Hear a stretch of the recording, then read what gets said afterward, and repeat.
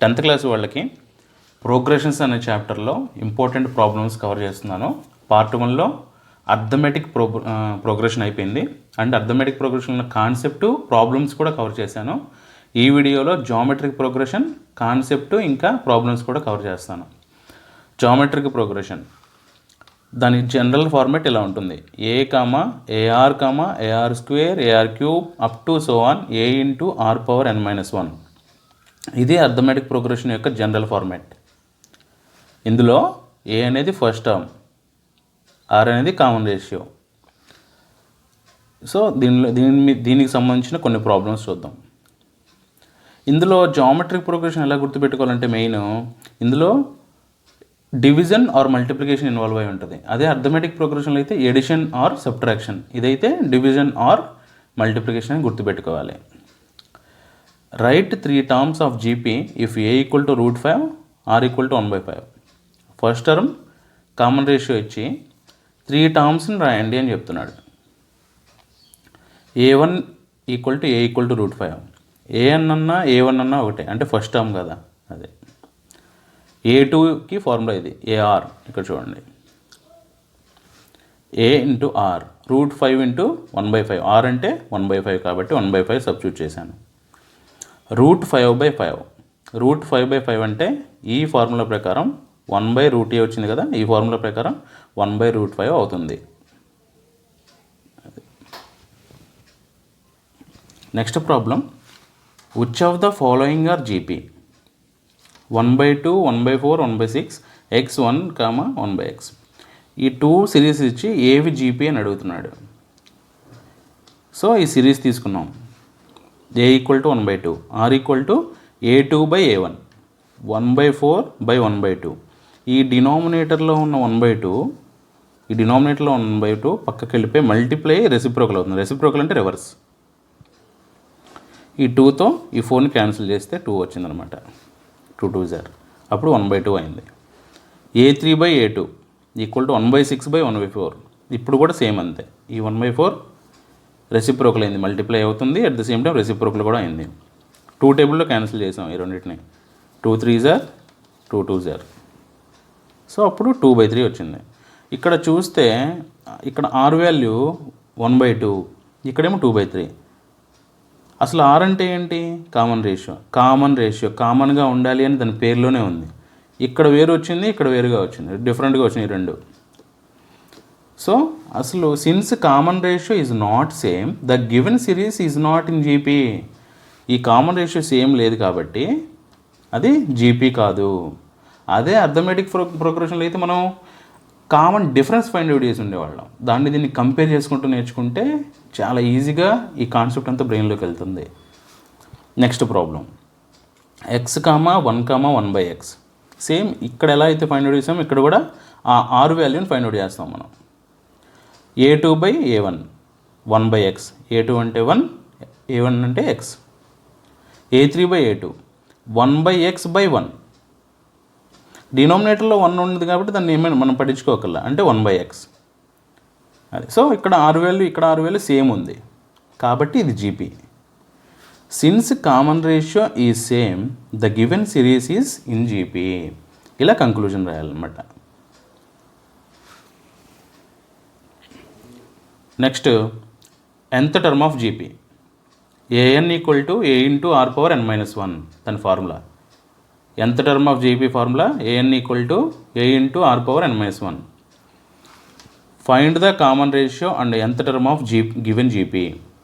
ఒక సిరీస్ ఇచ్చి given GP series ఇచ్చి దాంట్లో కామన్ రేషియో ఇంకా nth టర్మ్ కూడా ఫైండ్ అవుట్ చేయమంటున్నాడు. So A equal to 5, R equal to 2/5. Just second term by first term అంతే, 2/5. nth టర్మ్ ఫార్ములా రాసేసాను. ఏదైతే వాల్యూస్ ఉన్నాయో ఏ వాల్యూ ఇంకా ఆర్ వాల్యూస్ సబ్స్టిట్యూట్ చేశాను. ఈ పవర్లో n-1 ఉంది కాబట్టి n-1 ఈ రెండింటికి డిఫరెంట్గా అప్లై చేశాను. నెక్స్ట్ ఇక్కడ 5, ఈ 5 అనేది ఇక్కడ 5 పవర్ n-1లో ఒకటి క్యాన్సిల్ అయిపోతుంది. ఆల్రెడీ n-1 ఉంది కదా, అందులో నుంచి ఒకటి మళ్ళీ క్యాన్సిల్ అయిపోతే n-2 వస్తుంది. అలా రాశాను. మీరు ఇక్కడతో ఆన్సర్ ఆపేసినా కూడా కరెక్టే. ఈ 2 స్టెప్స్ మీకు గుర్తుంటే రాయొచ్చు, లేదంటే ఇక్కడతో ఆపేసినా కూడా కరెక్టే. Next, if A1 equal to -12 R equal to 1/3 find A6. అయితే ఇక్కడ A1 అంటే ఫస్ట్ టర్మ్ వాడే ఇచ్చాడు, R వాల్యూ వాడే ఇచ్చాడు. A6 ఒక పర్టికులర్ టర్మ్ని ఫైండ్ అవుట్ చేయమంటున్నాడు.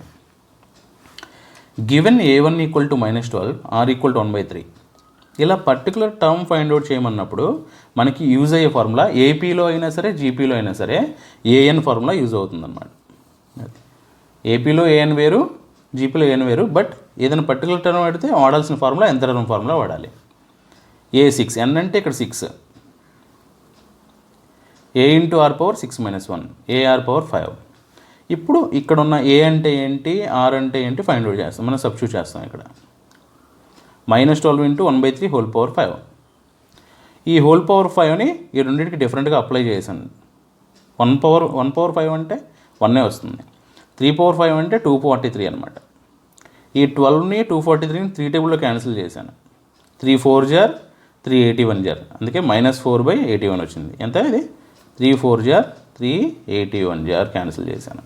అది next, which term of GP √3, 3, 3√3 ఈ 729. ఈ సిరీస్ ఇలా ఎక్స్టెండ్ చేసుకుంటూ వెళ్ళిపోతే 729 అనేది ఈ సిరీస్లో వస్తుంది. అది ఎన్నో టర్మ్లో వస్తుంది అనేది క్వశ్చన్. గివెన్ √3, 3, 3√3. ఇందులో first term A√3, R value 3/√3. So ఈ ఫార్ములా ప్రకారం A/√A అని ఉంటే √A. ఇక్కడ A వాల్యూ R వాల్యూ రెండు ఈక్వల్ వచ్చినాయి. ఇలా ఒక నెంబర్ ఇచ్చి ఆ నెంబర్ ఆ సిరీస్లో ఎన్నో టర్మ్ అవుతుంది అని అడిగినప్పుడు మనం అప్పుడు కూడా యూజ్ చేయాల్సిన ఫార్ములా ఏఎన్ఏ. ఆ టర్మ్ ఏదైతే అన్నాడో ఆ వాల్యూ దాన్ని ఏఎన్గా మనం ముందే తీసేసుకోవాలి. ఏపీలో అయినా సరే జీపీలో అయినా సరే ఏదైనా ఒక టర్మ్ ఈ సిరీస్లో వస్తుందా అని అడిగినప్పుడు ఆ ఏదైతే ఒక నెంబర్ చెప్తాడో దాన్ని డైరెక్ట్గా ఏఎన్ అని తీసేసుకోవాలి. మనం తీసుకున్నప్పుడు ఆ ఏఎన్ ఫార్ములా ఇక్కడ సబ్స్టిట్యూట్ చేశాను. 729. ఏ అంటే √3, R అన్న కూడా √3నే, √3 పవర్ n-1 ఈక్వల్ టు 729. ఇక్కడ ఇది √3, ఇది √3. ఇక్కడ ఎప్పుడైతే బేసిస్ ఈక్వల్ ఉన్నాయో పవర్స్ యాడ్ అవుతాయి.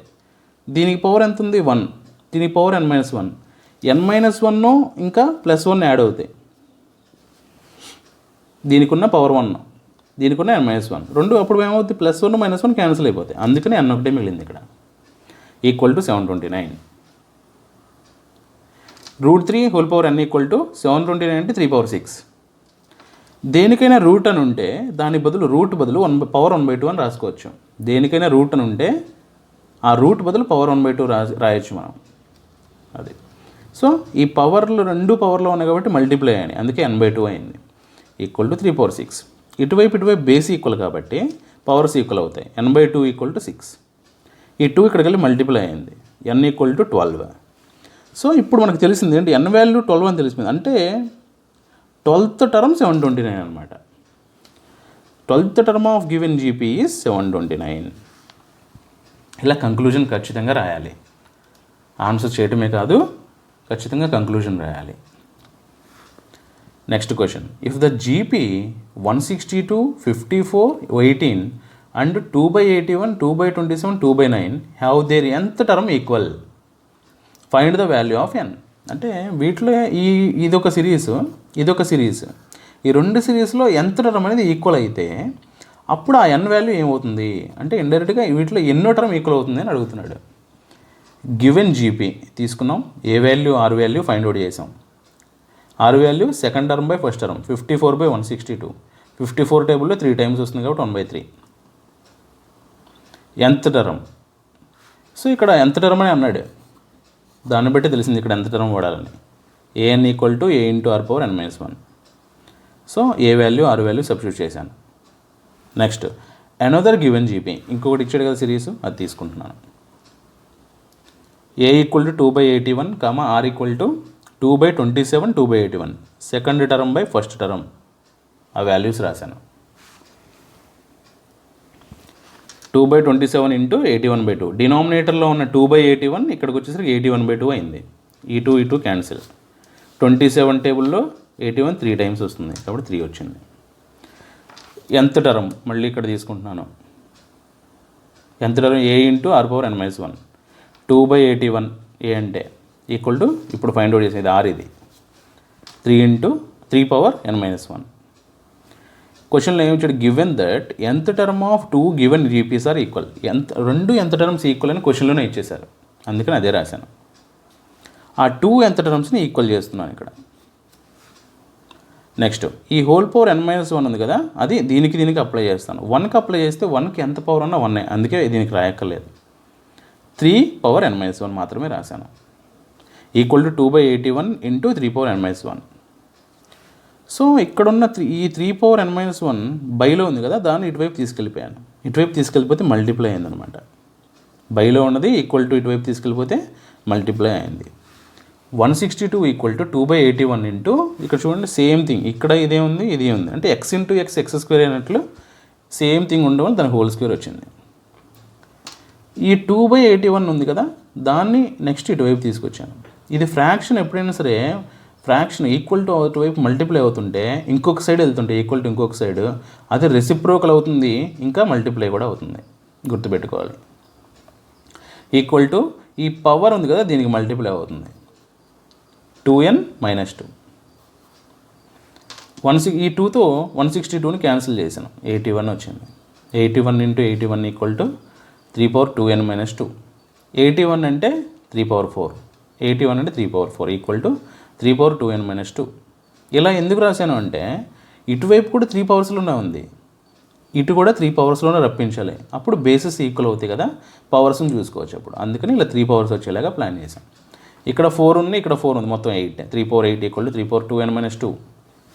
బేసిస్ ఈక్వల్ ఉన్నాయి కాబట్టి పవర్స్ ఈక్వల్ చేయొచ్చు. 2n minus 2 equal to 8.